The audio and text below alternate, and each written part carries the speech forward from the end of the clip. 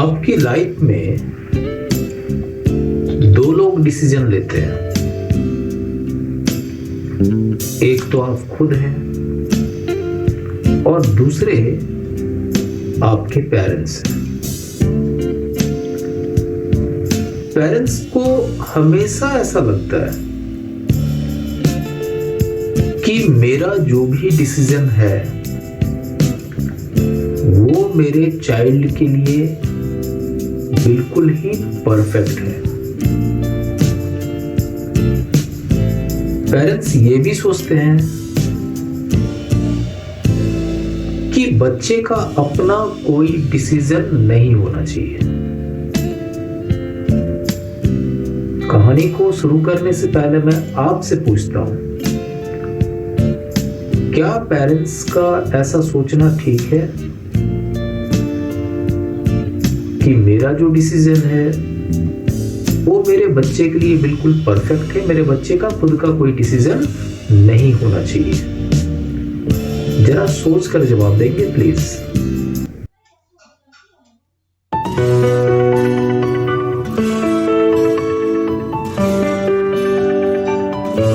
कहानी के समरी पे आते हैं। इस कहानी में जैक नाम का एक व्यक्ति है और उसकी एक 4 साल की बेटी है जिसका नाम है जो। अब देखो, पुराने समय में क्या था कि आज के जितने सोर्स ऑफ एंटरटेनमेंट तो थे नहीं, तो जो को अपने फादर से कहानी सुने बगैर नींद नहीं आती थी। वो एवरी सिंगल इवनिंग अपने फादर से कहानी सुनती थी और सैटरडे को नैप यानी कि दोपहर की नींद, छोटे छोटे बच्चों को रोका जाता है कि भाई अब धूप में मत खेलो, गर्मी का दिन है, तो सैटरडे का जो नैप मतलब दोपहर का नींद के समय भी जैक को कहानी सुनाना होता था अपनी बेटी, 4 साल की बेटी जो को। अब बेचारा फादर जो है जैक, वो एवरीडे नई नई कहानियां कहां से लाए? तो उन्होंने क्या किया, जैक ने एक सीरीज बना लिया, एक कैरेक्टर का सीरीज बना लिया। जैसे हम लोग फिल्मों में देखते हैं ना, जेम्स बॉन्ड का सीरीज बनता है, हैरी पॉटर का सीरीज बनता है, हमारे बॉलीवुड की कुछ फिल्मों में जैसे सिंघम का सीरीज बनता है,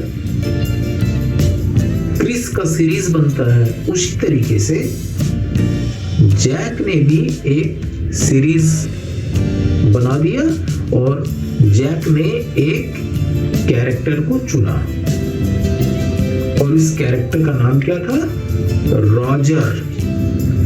रॉजर स्कंक। और हर बार जैक क्या करते थे, एक न्यू स्टोरी लाइन उसमें डाल दिया करते थे, स्टोरी को इंटरेस्टिंग बनाने के लिए।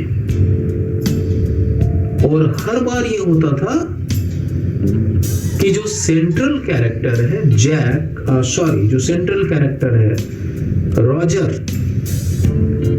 वो किसी ना किसी प्रॉब्लम में फंस जाता है। और वो किसके पास जाता है? वो जाता है एक वाइज आउल के पास। और वाइज आउल क्या करता है कि उसे पता बता देता है एक विजार्ड का मतलब जादूगर होता है। और जब रॉजर उस विजार्ड के पास जाता है, उस जादूगर के पास जाता है, तो विजार्ड रॉजर का काम कर देता है, यानी जो भी उसका प्रॉब्लम होता है उस प्रॉब्लम को वो सॉर्ट आउट कर देता है, लेकिन फ्री ऑफ कॉस्ट नहीं। वो कहता है कि इसके लिए भाई मैं तुमसे पैसे लूंगा और वो पैसे मैं तुमसे हाथों हाथ नहीं लूंगा, वो पैसे मैं लूंगा कुछ इस तरीके से, मैं तुमको एक पता बता दूंगा, तुम्हें वहां जाना, पैसे रख देने हैं, उसके बाद वो पैसा मेरे पास खुद ब खुद चला आएगा, या फिर वो पैसे मैं लूंगा because I am a magician. Roger बिल्कुल ऐसे ही करता है और उसका प्रॉब्लम सॉर्ट आउट हो जाता है। बट इस बार का जो प्रॉब्लम है रॉजर का, वो है कि रॉजर के बॉडी से बैड स्मेल आता है, यानी दुर्गंध आता है। तो रॉजर के जितने भी फ्रेंड सर्कल्स हैं, जितने भी उसके साथी हैं, सभी लोग उसके पास आने से घबराते हैं कि हम लोग तुमसे बात नहीं करेंगे, हम लोग तुम्हारे साथ नहीं खेलेंगे, क्योंकि तुम्हारे बॉडी से बहुत ही बैड स्मेल आ रहा है। बेचारा रॉजर बहुत ज्यादा डिसअपॉइंटेड हो जाता है और उसके बाद वो कहां जाता है? वो एज यूजुअल जाता है वाइज आउल के पास और वाइज आउल से कहता है कि please do something for me, I am in trouble.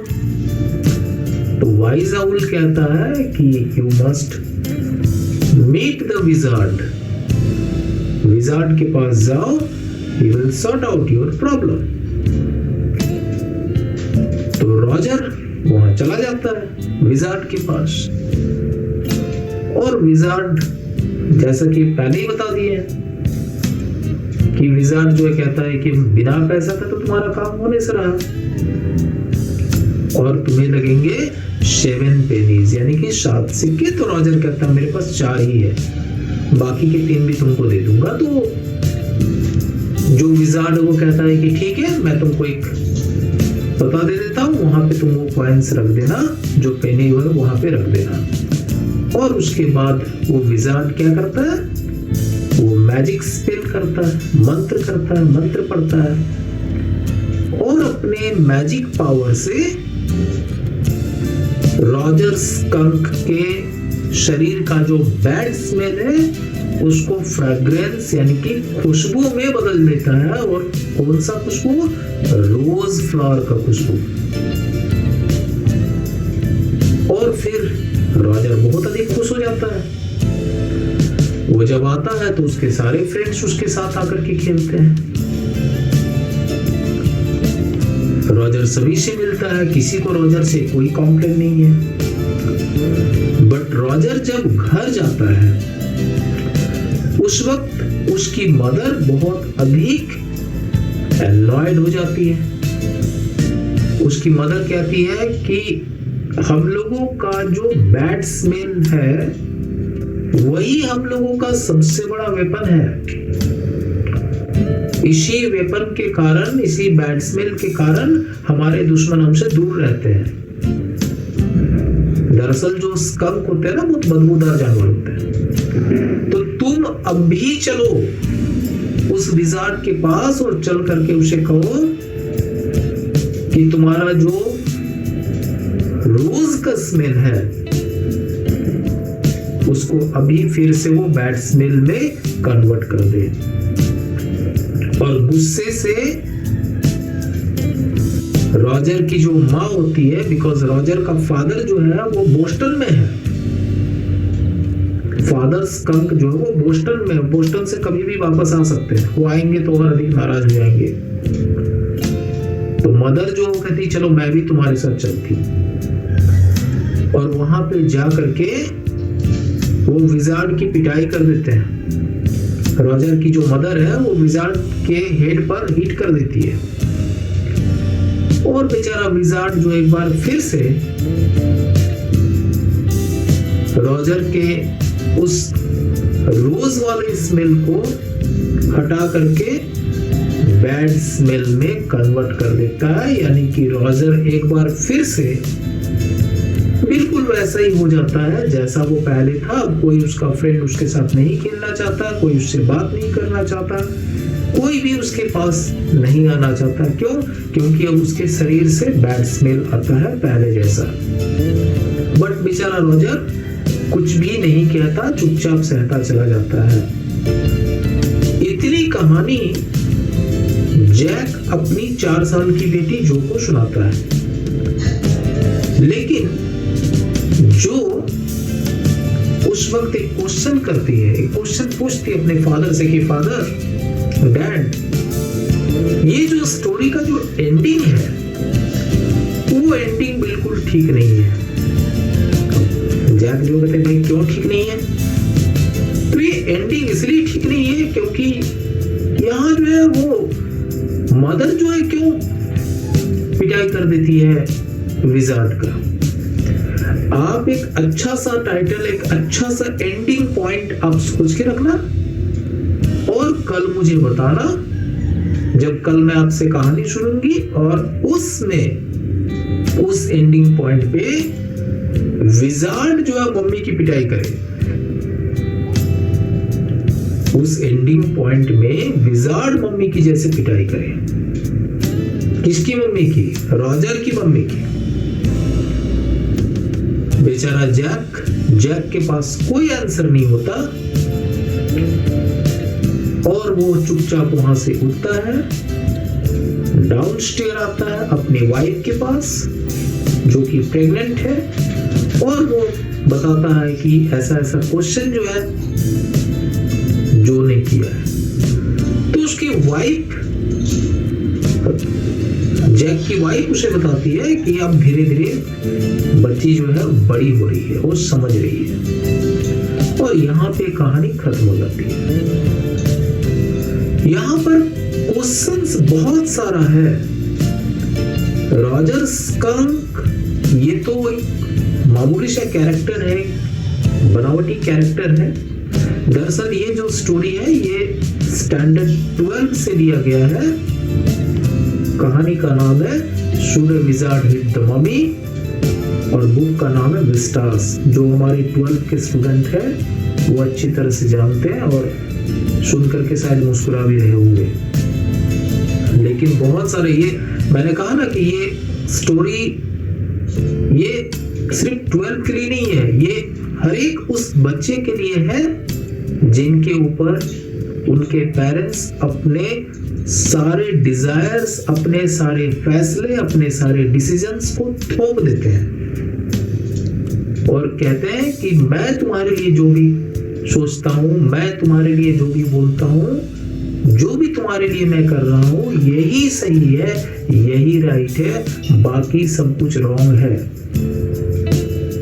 इसमें और एक मैसेज छिपा हुआ है कि बहुत सारे ऐसे बच्चे हैं जो अपने माता पिता के सेल्फिशनेस के कारण अपने सारे खुशियों का त्याग कर देते हैं। जैसा कि आपने देखा कि रॉजर जो है बेचारा हंसते हंसते जो फिर से बैड स्मेल को गले से लगा लेता है।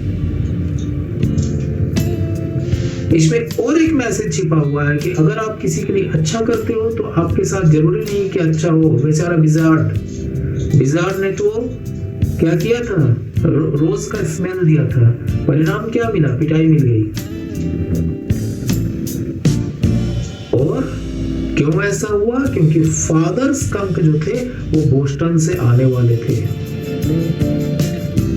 तो यहाँ पर आप सोच सकते हो ये हर एक उस बच्चे के लिए है जिनके ऊपर में डिसीजन को थोप दिया जाता है और वो खुशी खुशी इस डिसीजन को एक्सेप्ट करते हैं। लेकिन समय के साथ जब उनकी आंखें खुल जाती है तो वो सवाल जरूर करते हैं, जैसा कि जो ने अपने फादर से सवाल किया है कि कहानी के अंत में विजार्ड की पिटाई नहीं होनी चाहिए, मदर की पिटाई होनी चाहिए। इसलिए कहानी का नाम दिया गया should A wizard hit the mother. तो यहाँ पे ये शॉर्ट समरी मैंने बताया आपको, लेकिन कहीं ना कहीं इसके बारे में आप सोचिए, क्योंकि जो वास्तविक दुनिया है इसमें ऐसा होता है, हो रहा है, होता चला रहा है। और जरूर सोचिए और आप सबको आपके एग्जामिनेशंस, आपके आने वाले एग्जामिनेशंस के लिए ऑल द बेस्ट। देखते रहिए Anand English academy, no false, only fact, and do take very good care of yourself. The situation is not yet rectified. We have not yet got an improved situation, so we need to take care of ourselves. And in this pandemic situation, no need to go out without any reason. And if you are going outside, don't forget to wear your mask. Avoid crowd and do not forget to sanitize your hands.